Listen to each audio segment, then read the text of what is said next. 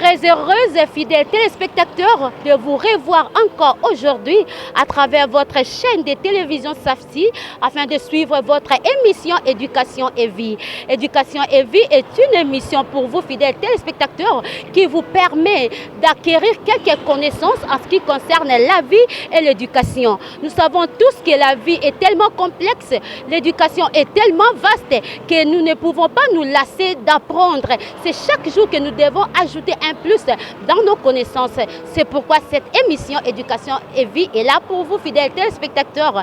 En ce qui concerne notre thème du jour, nous allons vous parler de la maladie d'Alzheimer. C'est quoi la maladie d'Alzheimer? Vous allez le découvrir tout au long de cette émission. Sur ce, nous sommes là dans la commune de Matete, sur quartier Kouengue, numéro 65A, au siège de l'association Le Maire de l'Espoir pour Alzheimer. Donc c'est avec eux que nous allons nous entretenir. Fidèles téléspectateurs, ne zappez pas, restez branchés, sinon scotchés sur votre chaîne de télévision Safti, vous ne serez pas déçus. Nous allons faire notre entrée, les Kings. Let's go.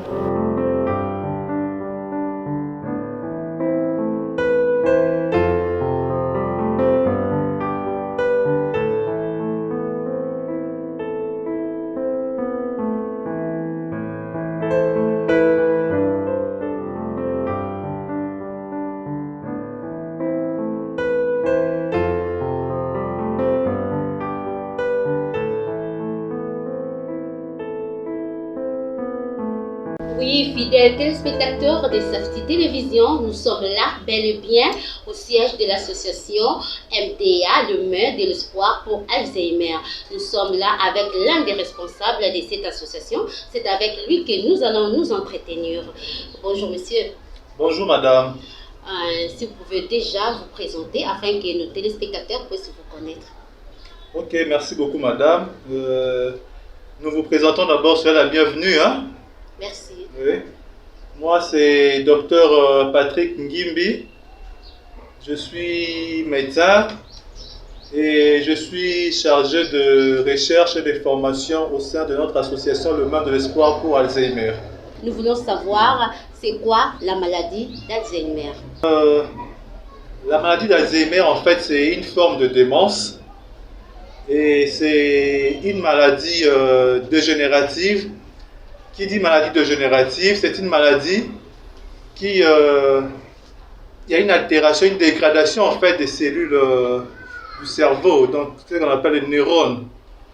Et cette maladie, ça vient avec l'âge et on le voit souvent aux alentours de 65 ans ou plus que nous observons cette maladie d'Alzheimer au sein de la population. Mais seulement il y a aussi une forme d'apparition précoce. Donc nous notons aussi une forme d'apparition précoce de la maladie. C'est généralement aux alentours, en fait, on peut noter aussi, on a vu de gens qui font l'Alzheimer en moins de 65 ans d'âge. Donc voilà un peu ce qui est comme définition pour la maladie d'Alzheimer. Oui, merci beaucoup, docteur. Nous voulons que toute personne puisse bien nous saisir sur ce que nous voulons dire en ce qui concerne l'Alzheimer. Là, vous nous avez donné une définition vraiment trop scientifique, si je pourrais dire. Mais si vous voyez que l'imbo qui est pour nous doit comprendre, on a vraiment besoin de la maîtrise parce que c'est une maladie un peu compliquée, je pense. Donc, ce que vous voyez que Alzheimer est pour tout ce qu'on peut comprendre. Ok, merci beaucoup maman journaliste à Motuna Nayo. En fait, la maladie d'Alzheimer, pour comprendre une maladie d'Alzheimer, il faut comprendre l'organe ou le cerveau. Parce que le cerveau est l'organe noble de l'organisme. Et c'est le cerveau en fait qui joue le rôle de la régulation et la mémoire et la mouture. Donc, tout ce qui concerne la mémoire d'une personne, tout ce qui concerne la régulation, la réflexion d'une personne, le cerveau ne joue par exemple parmi les fonctions, le rôle, il y a le cerveau. Et maintenant, une fois que le cerveau est atteint, donc c'est-à-dire les cellules nerveuses atteintes, observer la perte de la mémoire. Généralement, c'est ce qu'on dit. Donc, il y a au fur et à mesure que les cellules, il y a le cerveau, ils ont évolué avec l'âge. c'est au fur et à mesure que les cellules vieillissent. Et quand les cellules sont en train de vieillir, même ma fonction, il y a cellule peut perdre en fait. Donc ce qui fait que il y a une dégénérescence. Dans la dégénérescence du cerveau, la dégénérescence des cellules du cerveau qui vont entraîner le déclenchement à Alzheimer. Ok, merci beaucoup, docteur.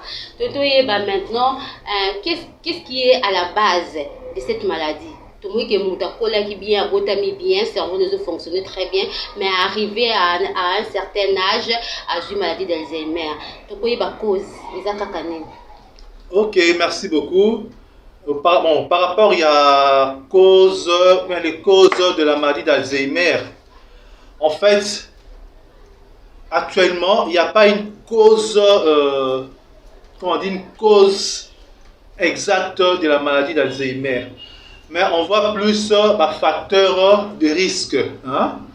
Nous avons deux grands groupes de facteurs de risque. Nous avons les facteurs de risque, les facteurs qui sont non modifiables. Et le deuxième groupe, ce sont les facteurs modifiables. Parmi les facteurs non modifiables, nous avons l'âge d'abord. Comme on dit, l'âge est un facteur où va changer en côté. Donc on a dit la maladie d'Alzheimer, c'est une maladie de personnes de troisième âge qui survient généralement aux alentours de 65 ans. Donc il y a des facteurs, l'âge, et il y a aussi les sexes. Par rapport au sexe, on dit, c'est que la littérature nous dit, que les femmes sont plus exposées à faire l'Alzheimer. À part le sexe, nous avons aussi des facteurs héréditaires. Hein? On note, parce qu'on note aussi des familles qui font des Alzheimer. Donc, si dans une famille, il y a un arrière-grand-parent qui a fait un Alzheimer, il y a plus de chances dans cette famille que dans la génération future que quelqu'un puisse développer aussi une maladie d'Alzheimer. Et aussi, il y a aussi ce qu'on appelle les facteurs génétiques. Les facteurs génétiques, vous voyez, avec l'évolution de la science, l'évolution de la médecine, on a déjà détecté un gène responsable en fait de cette maladie d'Alzheimer. Donc il y a des gens qui sont prédisposés, ils portent déjà ces gènes-là, donc ils sont prédisposés à faire la maladie d'Alzheimer. Là, c'était le groupe de facteurs non modifiables. Et dans le deuxième groupe, nous avons des facteurs modifiables. Parmi les facteurs modifiables, nous avons ce qu'on appelle l'éducation et le style de vie, donc le mode de vie. Parce que ce sont des choses qu'on peut changer. Hein? Par rapport à l'éducation, en fait, toujours je dis par rapport à la littérature, par rapport aux scientifiques, par rapport à la recherche. Les chercheurs, en fait, nous ont prouvé que ils ont fait un lien, en fait, entre la survenue de la maladie d'Alzheimer et le niveau d'éducation.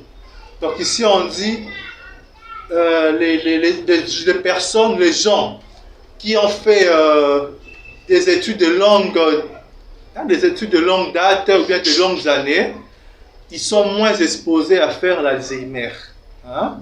Là, c'est par rapport, on a juste fait un lien entre la survenue de la maladie d'Alzheimer et puis le niveau d'éducation. Donc, pour dire que les gens qui ont un niveau d'éducation, un niveau d'instruction bas, ils sont plus exposés à faire l'Alzheimer. Et on a dit encore, il y a encore le style de vie, le mode de vie. Le mode de vie, il y a beaucoup de choses. Dans le mode de vie, nous avons nos habitudes, surtout l'alimentation, je peux dire. Hein? Parce que nous, personnellement, surtout nous les Congolais, nous ne sommes pas exigeants en ce qui concerne l'alimentation. Hein? Donc nous avons tendance à tout mettre dans la bouche, nous avons tendance à tout boire. Donc il faut comprendre aussi que le mode de vie peut aussi influencer aussi dans la survenue de la maladie d'Alzheimer. Et toujours dans les facteurs modifiables, il y a ce qu'on appelle aussi les facteurs de risque cardiovasculaire. En fait, il faut savoir que le cerveau est en étroit lien avec le cœur. Quand le cerveau souffre, il y a des répercussions sur le cœur et vice-versa. Donc, ce qui fait que des gens qui présentent des facteurs de risque cardiovasculaire sont aussi plus exposés à faire la maladie d'Alzheimer. Par exemple, l'hypertension artérielle, les gens les hypertendus, ils présentent plus de risques de développer la maladie d'Alzheimer. Les gens qui développent aussi le diabète sucré, il y a aussi l'obésité, même l'alcoolisme et le tabagisme. Ce sont en fait des facteurs qu'on peut modifier. Voilà, on peut. Ok, merci beaucoup, Dr Patrick. Nous avons compris en long et en large en ce qui concerne la maladie d'Alzheimer et puis quelles sont les causes. Maintenant, là, nous voulons savoir quels sont les symptômes. Comment reconnaître un malade de l'Alzheimer? Ok, bonne question, madame. En fait, par rapport... pour reconnaître en fait quelqu'un qui présente une maladie d'Alzheimer, donc le symptôme aussi, on peut le dire. En fait, nous avons beaucoup de symptômes, beaucoup de signes en fait dans cette maladie d'Alzheimer. Entre autres, nous avons la perte de mémoire. La perte de mémoire, dans la perte de mémoire en fait, au début de la maladie, la personne qui est affectée, en fait, qui est atteinte de la maladie d'Alzheimer, elle a plus tendance, c'est plus la mémoire récente qui est atteinte. Donc, c'est-à-dire, elle a plus tendance à oublier, en fait, des souvenirs des événements récents. Là, c'est au début de la maladie. Mais au fur et à mesure que la maladie évolue, au fur et à mesure que la maladie avance, la mémoire ancienne sera aussi affectée.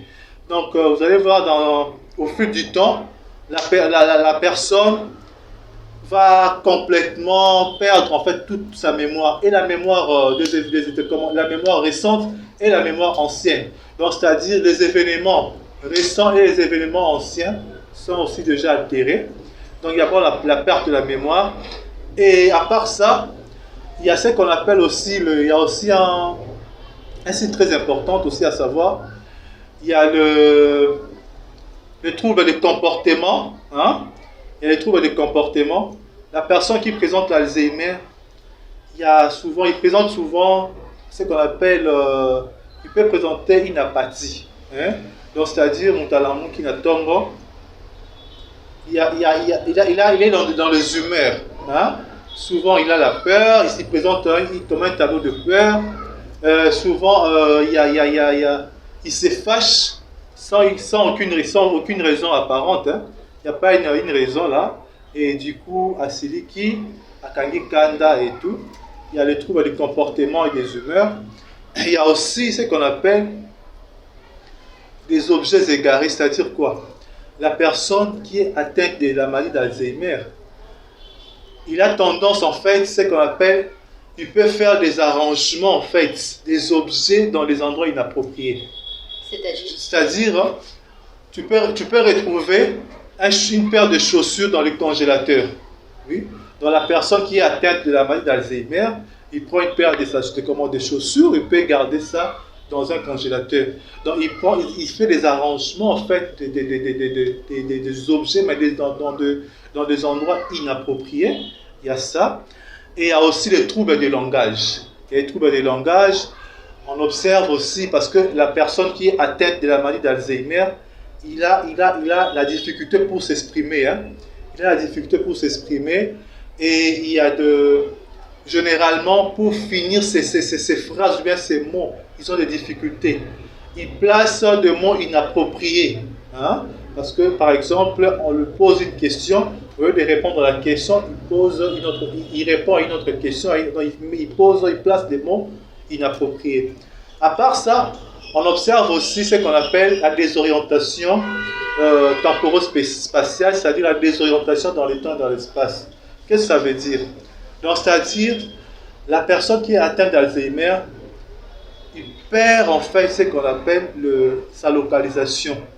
Il ne sait plus se localiser en fait. Là où il fréquentait, il avait l'habitude de fréquenter, il perd même l'adresse de son domicile, il perd même les personnes à qui ils se sont familiarisés. On voit ça généralement chez nos vieilles personnes. Une maman de 90 ans, elle perd même qu'elle a eu 5 enfants, elle perd même le nom de ses enfants. Donc la maman n'arrive plus à reconnaître ses enfants. Donc en fait, c'est aussi l'un des signes qu'on peut retrouver dans la maladie d'Alzheimer. Et aussi, on peut aussi, en fait, dans tout ça, tout le signe, en fait, il y a tout le symptôme en fait. Ça va vraiment évoluer en fait dans ce qu'on appelle la perte de l'autonomie. Donc la personne perd en fait l'autonomie.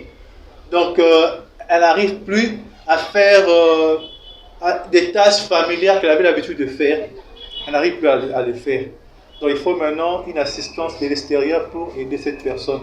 Voilà un peu quelques signes qu'on peut retrouver chez les personnes atteintes de cette maladie d'Alzheimer. Ok, merci beaucoup, docteur. Mais docteur, ce que vous venez de dire là, c'est très intéressant. Là, vous parlez de la perte de mémoire, la perte de connaissances, la personne oublie même ses origines. J'espère bien que c'est ce que nous constatons, ce que nous voyons ici dans la ville de Kinshasa. Dans certaines chaînes, on nous fait montrer, il y a une dame ou un papa égaré. D'où il vient, on dit directement c'est un problème de sorcellerie. C'est pourquoi je veux vraiment que vous puissiez marteler un peu sur ça et ou expliquer vraiment bien parce que tout a tendance il y a quoi acquiser personne ou âgée n'a problème à sorcellerie aussi longtemps, c'est vraiment une maladie qui existe. N'était docteur sur le basu sur le roni vraiment pour bien expliciter pour tout comme sous n'a pas problème au dé carrément il y a mi bangé na bisoto il y a ba ko maltraiter bango ko beta bango ko accuser bango de la sorcellerie. Ok, merci beaucoup madame. En fait, il y a, comme je venais de le dire là, la maladie d'Alzheimer en fait, c'est une maladie, c'est une réalité en fait. C'est une maladie réelle. C'est quelque chose, ce sont des faits que nous vivons dans nos sociétés. Ce sont des faits en fait que nous vivons dans notre société congolaise en fait. Parce que la maladie est bel et bien présente. La maladie est bel et bien présente à Kinshasa et au Congo, en République démocratique du Congo. En fait, par rapport aux pertes de mémoire, je disais tout à l'heure là, il y a un problème sérieux en fait dans nos familles. Parce que nous avons remarqué qu'il y a un mauvais traitement des vieilles personnes dans nos familles. Généralement, dans la société Nabiso, toute vieille personne, on l'accuse de sorcier. On le voit dans les taxis en commun, on le voit partout dans le groupement de gens. Moutouana d'office devient un sorcier. Parce qu'on a vu ça, au fur et à mesure que l'âge avance, c'est au fur et à mesure que l'organisme dégénère en fait. L'organisme dégénère. Et le cerveau aussi dégénère. Donc, perte de mémoire, wana ezali eloko ezali, comme on dit, ezali kindokité. Comme nous, on a l'habitude de le dire. Mais ça, eloko ezali, réel. Ce n'est pas dû à cette personne, mais c'est dû à la maladie qu'elle a. Cette maladie n'est pas encore suffisamment comprise par la communauté congolaise. Donc, c'est là où nous, Congolais, vraiment mingité, maladie Alzheimer, de quoi il s'agit. Ok, merci beaucoup, docteur. Est-ce que nous pouvons savoir les traitements? Et ces maladies, ça se soigne, et ceux qui se soignent, comment est-ce que ça se passe?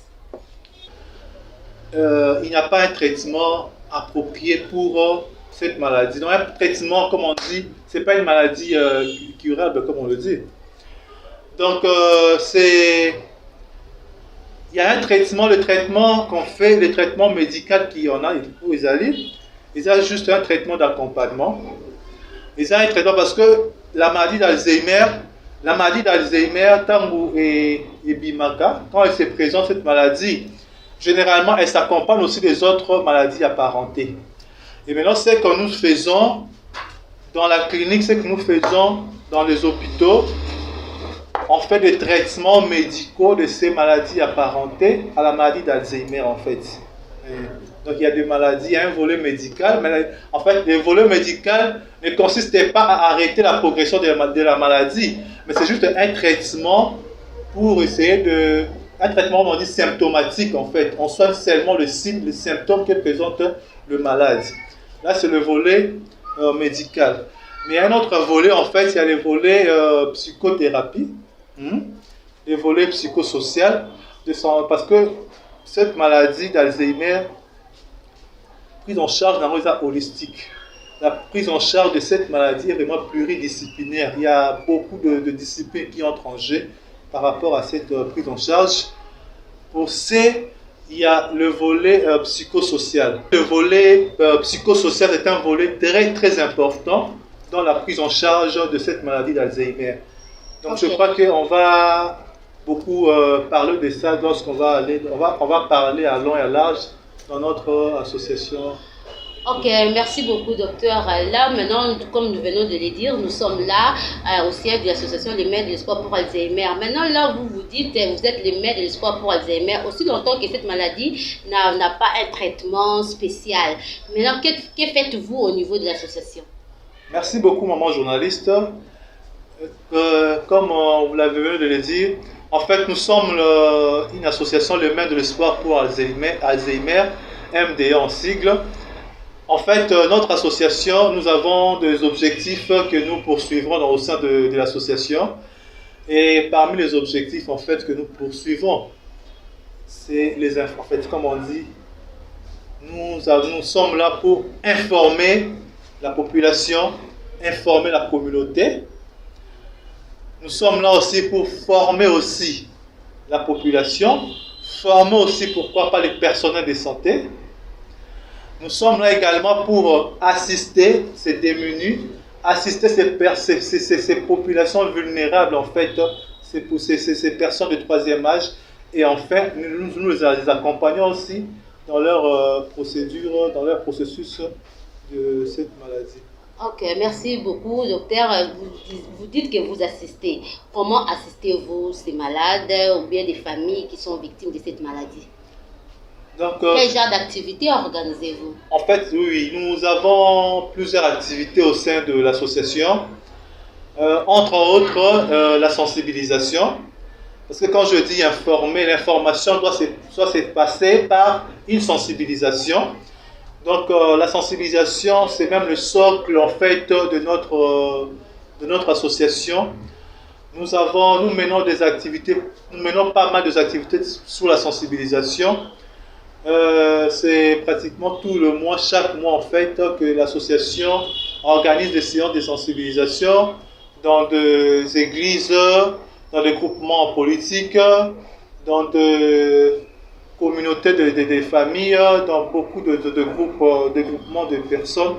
Donc l'association intervient là pour la sensibilisation. Et d'ailleurs, pour l'information, le 21 septembre, le 21 septembre, en fait, le monde entier, au niveau international, nous commémorons en fait la journée internationale de la maladie d'Alzheimer.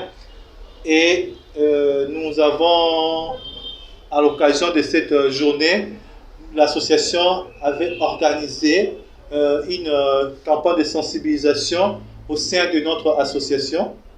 Nous avons aussi distribué des tracts par rapport toujours à cette journée internationale.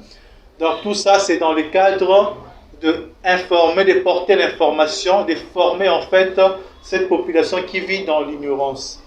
Voilà un peu. À part la sensibilisation, nous organisons aussi des débats médiatiques. Nous descendons aussi dans des chaînes de télé, dans des médias, où nous passons aussi le message toujours de sensibilisation. Nous essayons de sensibiliser toujours la population. Oui, merci beaucoup, docteur. Là, vraiment, il y a plus du temps. Nous avançons lentement, mais sûrement à la fin de cette émission, on ne saura pas vraiment épuiser toutes nos questions. Mais là, vous avez parlé des sensibilisations. Vous sensibilisez. Nous voulons savoir, à part la sensibilisation, qu'est-ce que l'association fait encore? Parce que nous parlons du traitement. Est-ce que vous prenez en charge aussi des malades d'Alzheimer? Nous accompagnons en fait ces personnes. Nous accompagnons par quoi en fait? Ces accompagnements, c'est fait par quoi? En fait, nous accompagnons ces populations démunies, vulnérables, on les assiste par de petits...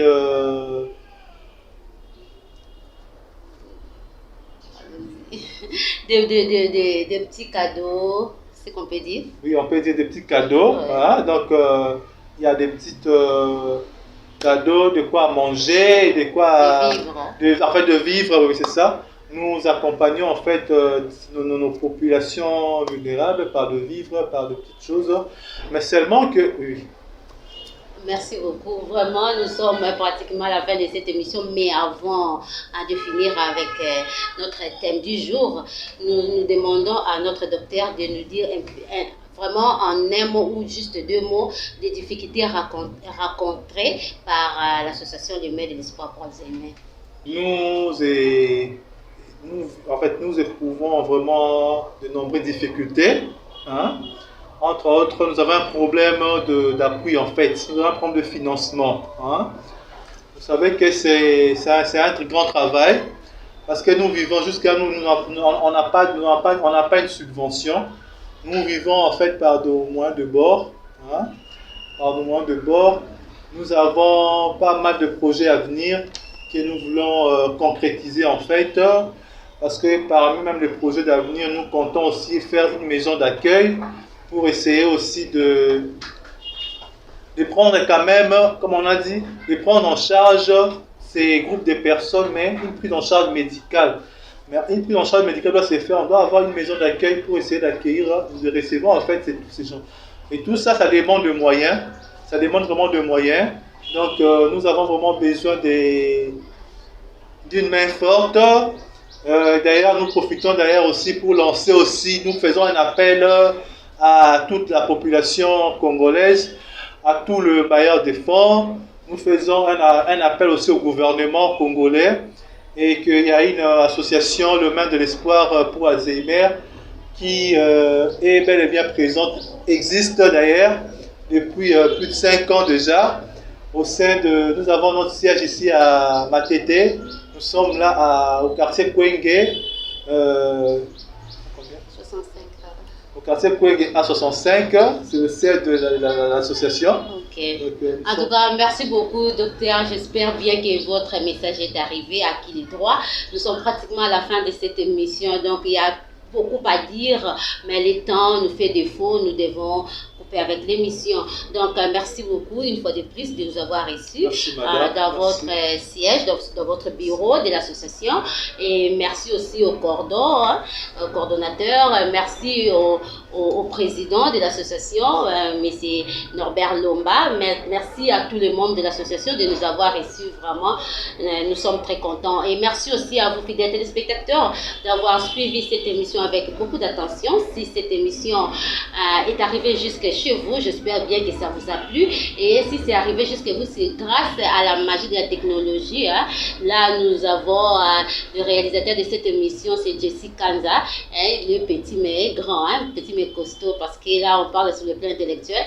Merci beaucoup, King, qui était là derrière nos caméras de cette émission, donc King Kabouya.